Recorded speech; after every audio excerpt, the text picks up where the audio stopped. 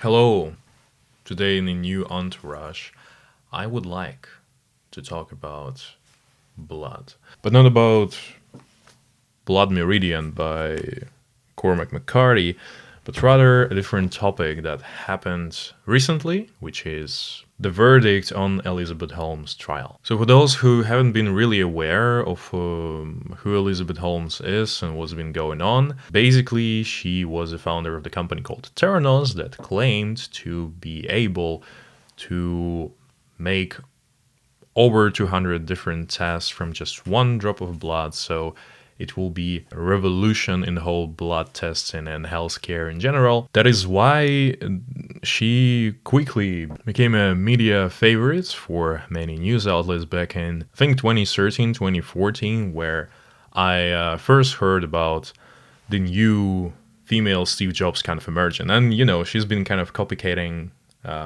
his style in a way that she was wearing this black turtleneck, robotic, a bit of sociopathic visionary in a way, and how the media portrayed her. And a lot of that was coming from her ties with some big investors that were willing to put the money in this hot new startup that's emerging. And I think especially it was a nice story that there is a female visionary running the company, and I think everybody wanted to believe this story to come true. The first investigation published by John Carrera in Wall Street Journal showed that not everything is so clear with Theranos in a way, and that not all the claims that Elizabeth Holmes has been making are actually feasible and potentially could be true.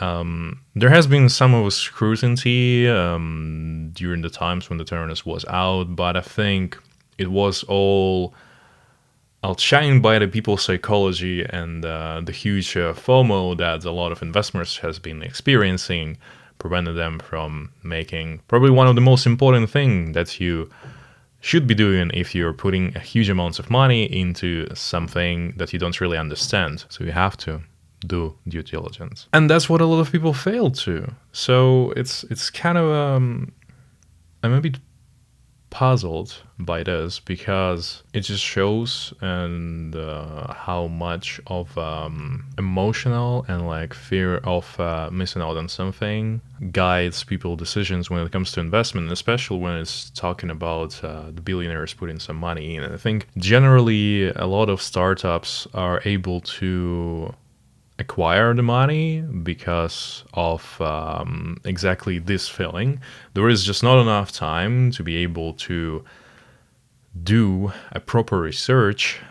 So people are kind of basing their decisions straight away from they heard something from someone which potentially could not be true and just a rumor, while the time pressure that is being put on them and this fear of losing the great opportunity to increase their capital make those people like Elizabeth Holmes raise the money much easier. Her invention, even though wasn't feasible, was extremely promising, and I think for those which actually turned out to be a lot of investors, a lot of big investors in this company turned out not to really have much of a healthcare investment background.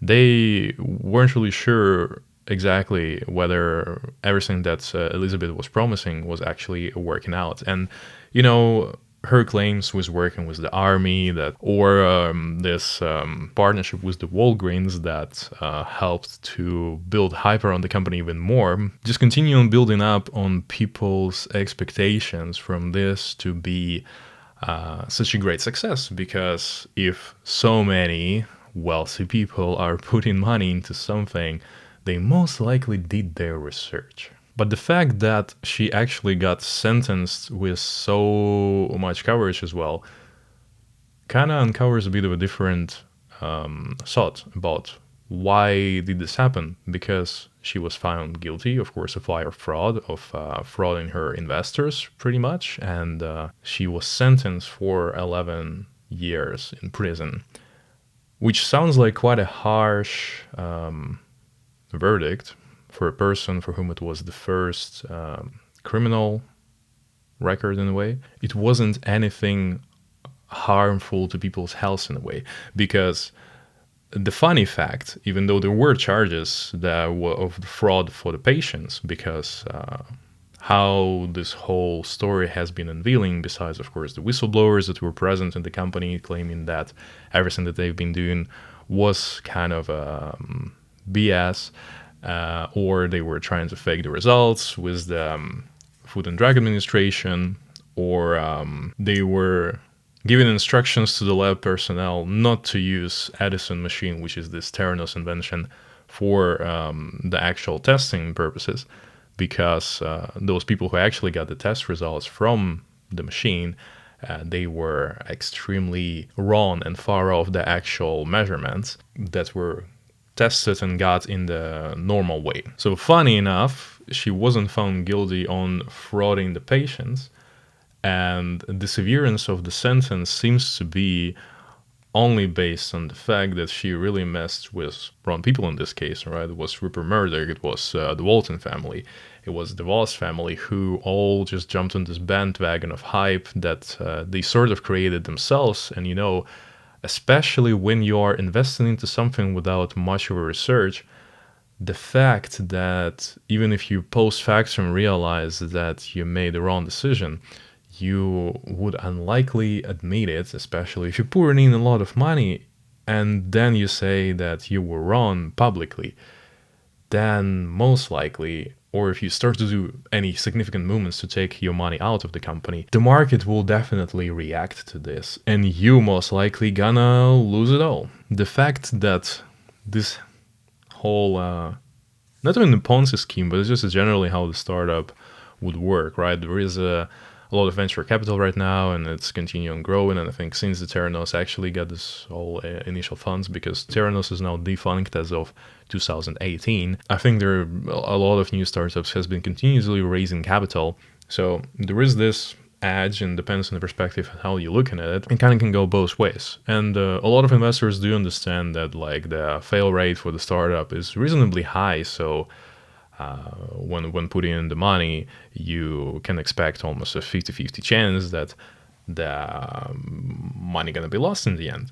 So in this particular case, sending a person to prison for 11 years for not just failing to, of course, deliver on the promises, but rather frauding, right? Because it was straight up lie about the working army, it was straight up lie about the accuracy of the test results and the actual material that is being used. You know, from one drop of blood you can do this much, and it doesn't really matter what kind of machine you have. You know, it kind of also backfired for the whole this little bubble of other, maybe not so little, a bubble of other blood testing startups. They've been probably not making such loud promises as Theranos did, but people who especially don't really want to do their research but have a lot of money would feel much more skeptical and feel like there is some other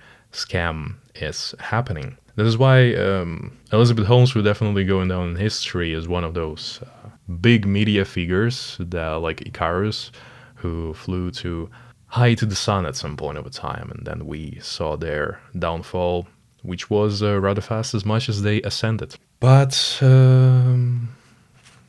kind of got what she deserved in a way. So I guess it's good for justice system, but at this point, it definitely feels like the protection of the wealthy of this world has a higher priority rather than us simpletons. So, yeah, thank you all for listening. I hope you're going to have a splendid day ahead of you. And let me know down in the comments what do you think about this whole process. Thanks again for listening, and bye.